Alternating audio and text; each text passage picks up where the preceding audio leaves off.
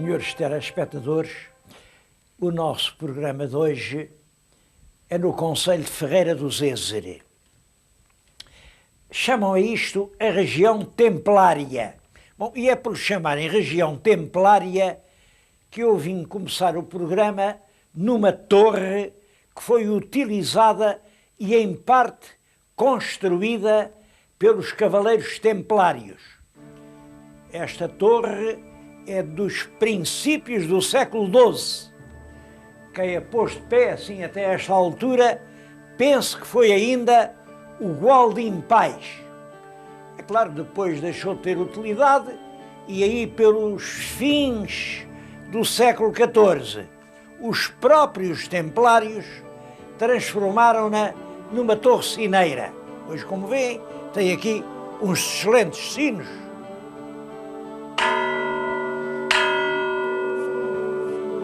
Que tem uma coisa curiosa. Está escrito à volta que foram fundidos no que hoje é uma pequeníssima aldeia aqui no concelho vizinho de Alveiazere. É impressionante, e isto em 1910, no próprio ano da implantação da República. Bom, mas com certeza que antes da implantação da República. É impressionante como ainda em 1910 era possível, numa aldeia hoje quase a desaparecer, haver fundições de bronze que por processos primitivos fizessem peças desta envergadura. Vou-lhes falar dos templários e aqui no ponto onde se encontrava esta torre. É a Torre de Dornes.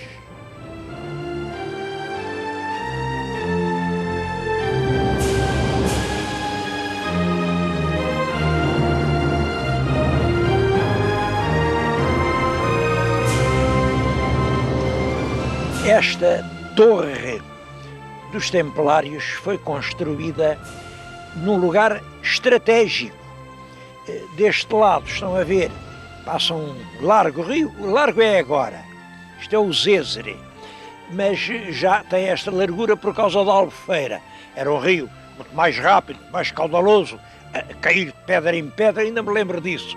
Daquele lado passa uma ribeira e juntam-se aqui. Portanto, era aqui, neste esporão, que os templários vieram fazer a sua fortaleza.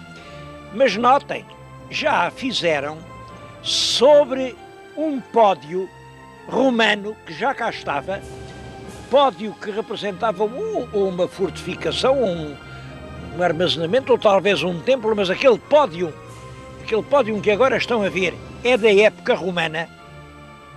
E porquê que os romanos vieram para aqui? Os romanos vieram para aqui porque este rio era muito rico em ouro. As pedras, as areias eram realmente exploradas e havia aqui explorações auríferas de grande importância. Bom, que aliás duraram até há pouco tempo. Bom, portanto, no lugar onde tinha havido uma grande construção romana, os templários fazem a sua grande torre. A torre servia para arrecadar os tributos. Toda esta gente aqui vivia, tinha o seu milho, lá tinham que vir com os carros do milho a entregar ao senhor comendador, tinham o seu vinho, lá vinham com as pipas do vinho, tinham o seu cereal, tinham o seu azeite e tudo era trazido para aqui. A maior parte da produção era para o senhor comendador. E eu acho que essa ideia de vir aqui, à Torre de Dornes, trazer o tributo, ainda hoje tem um vestígio. Ainda hoje, em todos os anos, numa certa época do ano, o 15 de agosto, o dia do Espírito Santo, vêm aqui de todas estas aldeias, vêm sírios, ao que agora substitui a torre, que é a Igreja da Senhora do Pranto. A Igreja da Senhora do Pranto está aqui, lado a lado com a torre, talvez fosse até ali que viviam os templários mais antigos que aqui residiram. A Senhora do Pranto é uma belíssima Pietà do século talvez XV, mas vamos entrar na igreja porque podem crer que vale a pena.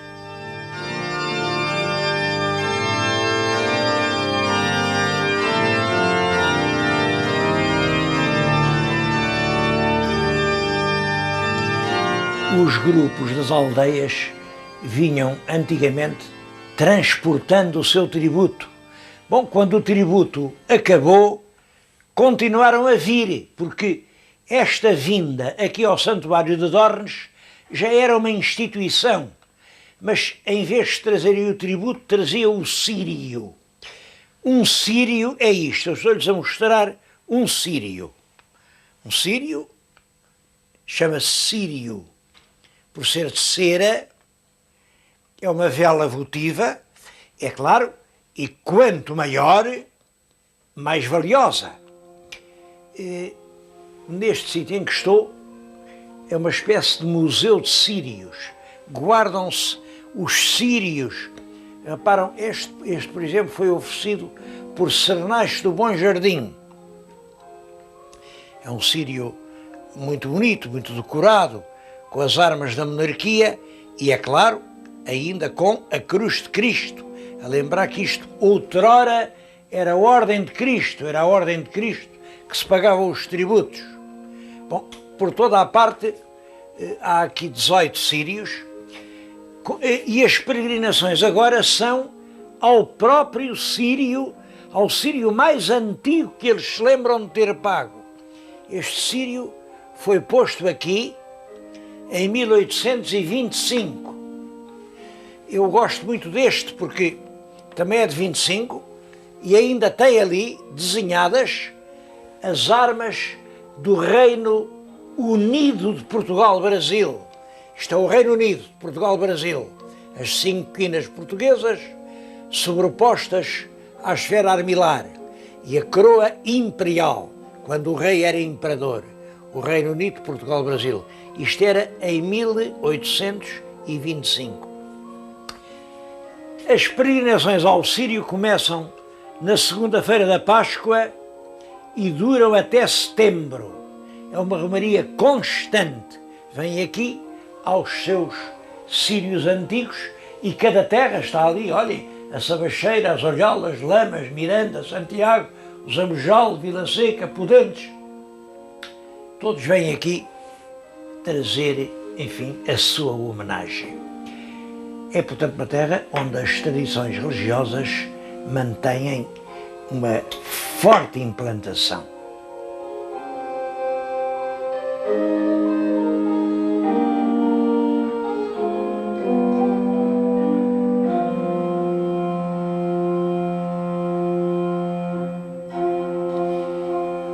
Todas essas procissões vêm à Senhora do Pranto. A Senhora do Pranto está na nossa frente, é uma imagem do século XIV ou XV, é realmente muito antiga, portanto é uma peça absolutamente preciosa. Há uma lenda à volta dela, dizem que andava aí um camponês pelas serras e ouvia chorar. Procurava, não achou coisa nenhuma. E foi até Coimbra dizer à Rainha Santa Isabel: olhem lá nas minhas serras, por onde eu quero que ande, alguém chora, não sei o que é. E parece que a Santa Isabel diz-lhe: olha, vai lá, eu digo-te que quem é que chora e onde é que choram.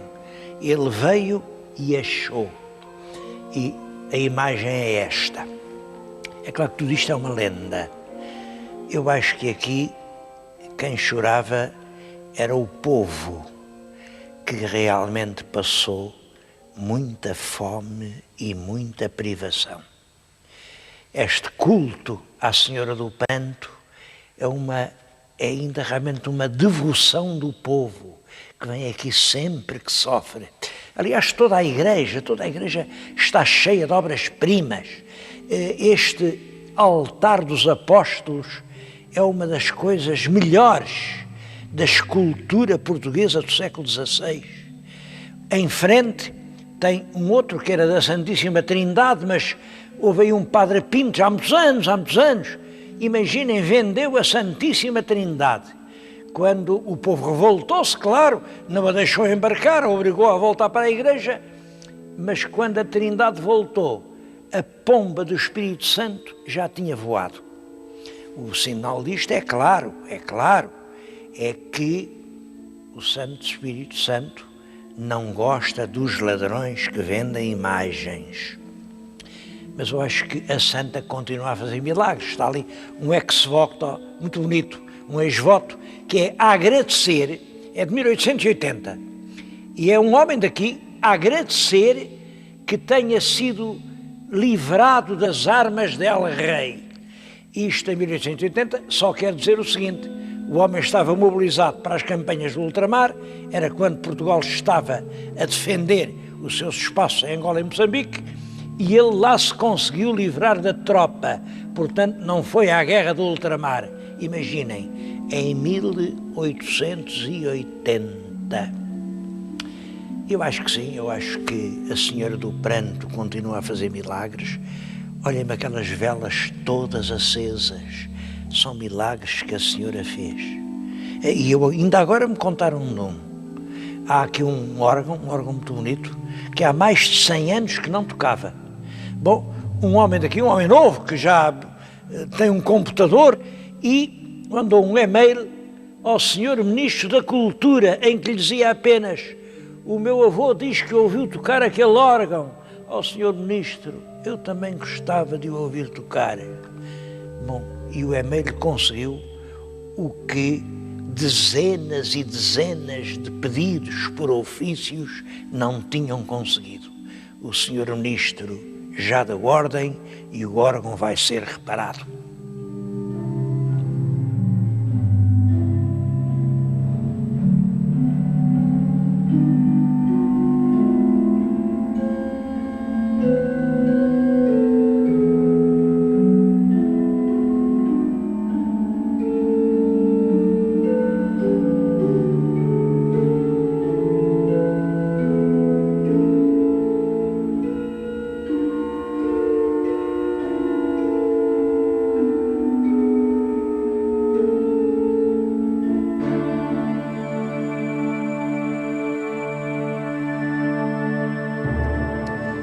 Mas os templários instalaram-se na região no século XII e nessa altura já esta terra era ocupada há muitíssimo tempo. Eu agora vim falar-lhes num sítio que talvez seja a mais antiga moradia aqui de toda a região. É a Gruta da Ave Casta. Eu andei aqui, dei uma volta aqui e apanhei no chão algumas coisas que estavam por aí deitadas. A primeira foi esta. Isto, estão a ver, isto é o vidro de um destes projetores que estão no teto. Deve ter ficado mal colocado e caiu. É uma coisa do século XX. Bom, um pouco ali ao lado encontrei um pedaço de telha, é o Imbrix, já lhes falei nisto, é o Imbrix que segurava as duas tégulas, romano. Portanto, disto, aqui do projetor, à telha, vão 2000 anos. Bom, a 2 passos da telha estava isto. Isto é uma mó de moer os cereais. Isto é anterior à civilização romana. Bom, pouco mais ou menos posso dizer que da telha até aqui vão outros 2000 anos. Já são 4000 anos. E devo dizer que isso não é nada. Aqui na nossa frente, creio que veem um poço que foi aberto pelos investigadores, arqueólogos, um poço com 12 metros de fundo.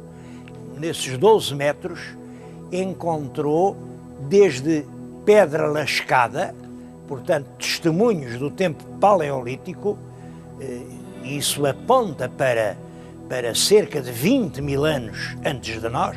Depois vem por aí, tem pedra polida do Neolítico, tem fragmentos romanos, tem grandes pedaços de carvão, fogos, fogueiras, tem coisas medievais e chega até ao tempo de agora, ao tempo dos pastores, vestígios de gente que por aqui andou e que continua a andar. É realmente exemplar este estudo do passado através do solo de uma gruta, porque, como calculam, a gruta foi-se atulhando pouco a pouco, com o tempo, foi-se enchendo de terras, de areias, mas ficaram os vestígios humanos.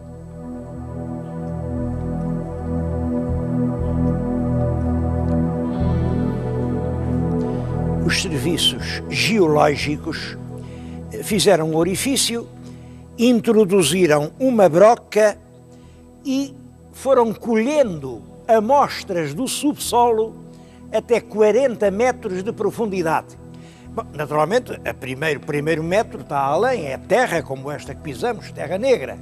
Mas depois as amostras vão revelando as sucessivas mudanças do solo. Em certo momento, a broca atravessou uma camada de salgema semelhante ao das minas de Rio Maior, o que significa que o mar já cobriu esta região.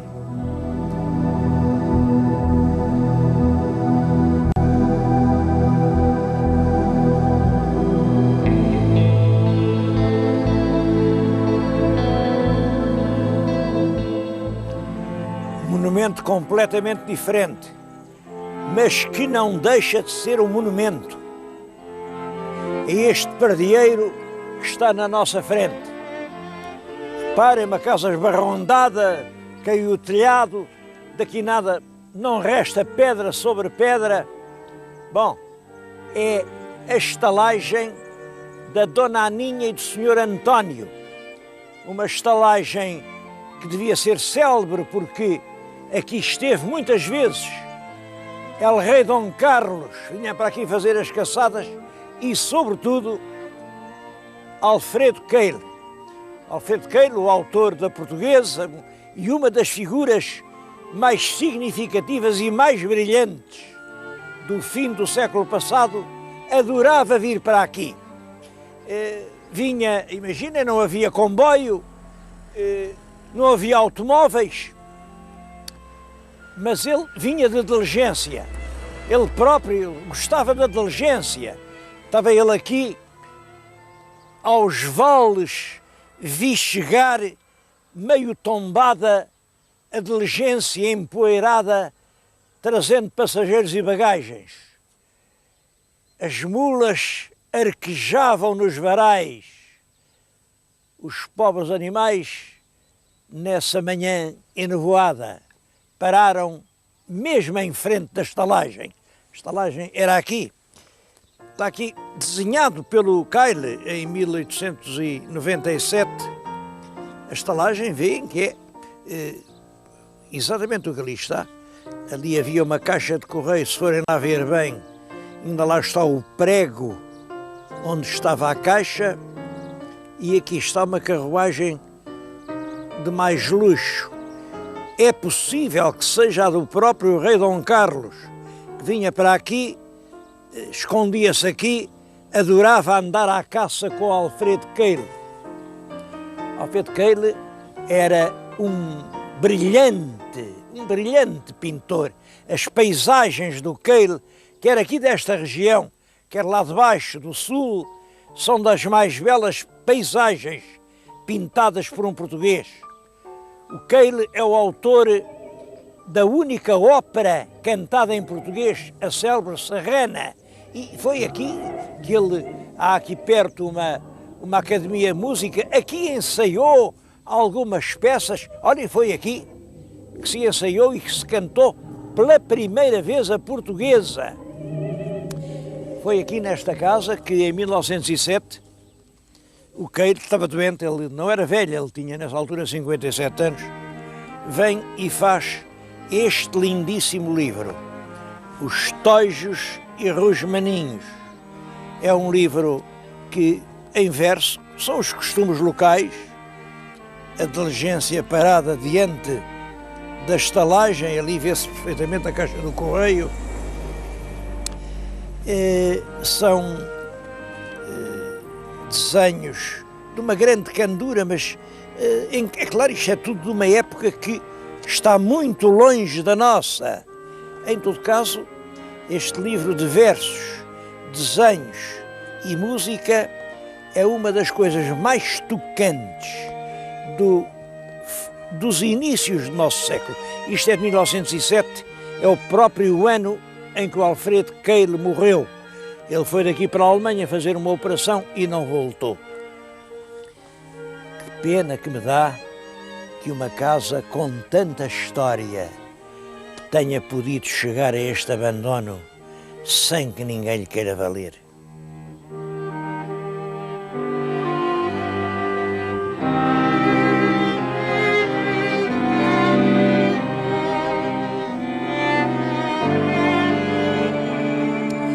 Eu acho que o Alfred Keil tinha razão em vir para aqui, porque a paisagem é realmente muito bonita.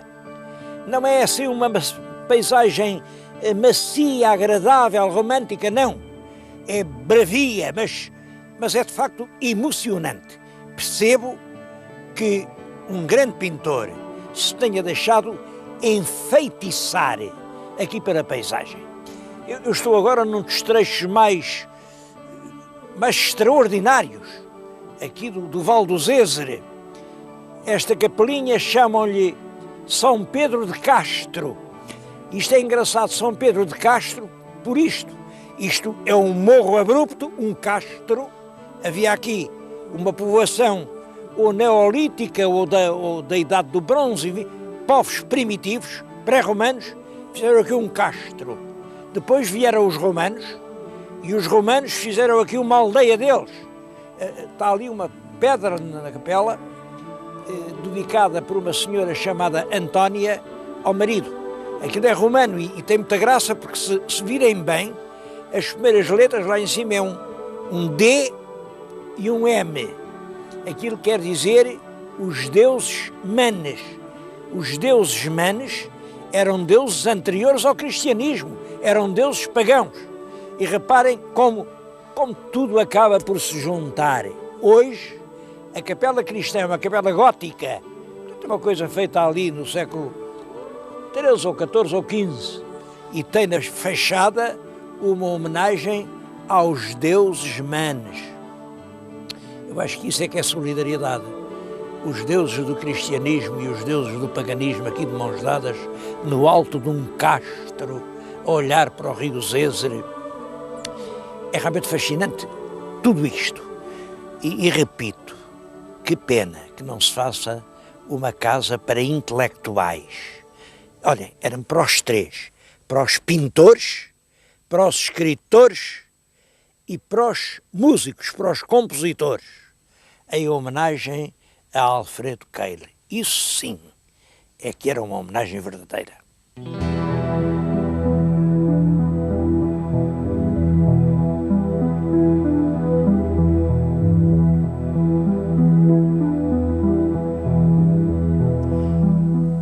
Mas o principal monumento de Ferreira do Zézere não é do Neolítico, nem é romano, nem é gótico, é já do nosso tempo. Estou agora a falar-lhes aqui na albufeira da barragem do Castelo do Bode, que aqui hoje se chama o Lago Azul. É um dos maiores lagos artificiais da Europa e tem isto, é este reservatório de água que hoje dá de beber a Lisboa. É uma água realmente de uma grande pureza, isto é água retirada da barragem. É claro que esta água, antes de entrar em Lisboa, é submetida a tratamentos rigorosos. E a nossa cidade tem o orgulho de dizer que é uma das cidades do mundo que tem água de melhor qualidade. Isso a mim agrada-me muito. Lisboa tem uma das melhores águas do mundo. Bom, e essa água vem aqui deste garrafão de Ferreira do Zézere, o garrafão do Lago Azul do Castelo do Bode. É claro que todas as coisas têm um lado positivo e um lado negativo. Esta barragem tem quase, a Albufeira tem quase 70 quilómetros de comprimento, veio acabar com as fazendas, com os chãos, com os lameiros. Houve milhares de pequenos agricultores que perderam as suas fazendas e as suas economias e até os seus lares. Há por aí aldeias submersas. Valeu a pena? Não valeu a pena? Eu acho que o progresso é isto. Substituímos uma civilização rural que já era milenária, que vinha de antes dos romanos, por outra civilização, uma civilização turística, uma civilização... O meu telespectador está a ver aqui um lago deserto e não imagina o que isto é num domingo de verão. Isto tem mais movimento do que os restauradores em Lisboa. São milhares de embarcações. Há muita gente que tem aí casa. Hoje, toda a luta é evitar que as pessoas se aproximem excessivamente do lago, porque o que é importante no lago é dar água a quem tem sede. É desta água que Lisboa bebe.